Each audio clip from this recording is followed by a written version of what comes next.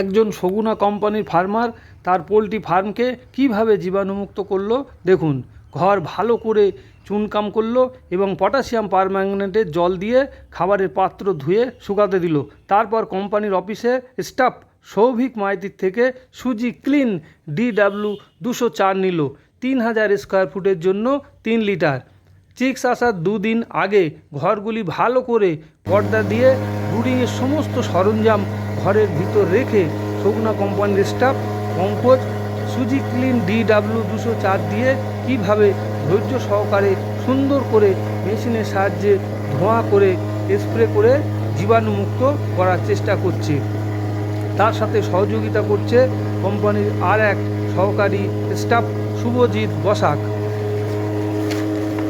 spray হয়ে গেলে ঘরটি 24 ঘন্টা পর্দা ফেলা থাকবে, তারপর পর্দা তুলে ফেলতে হবে চিক্স আসার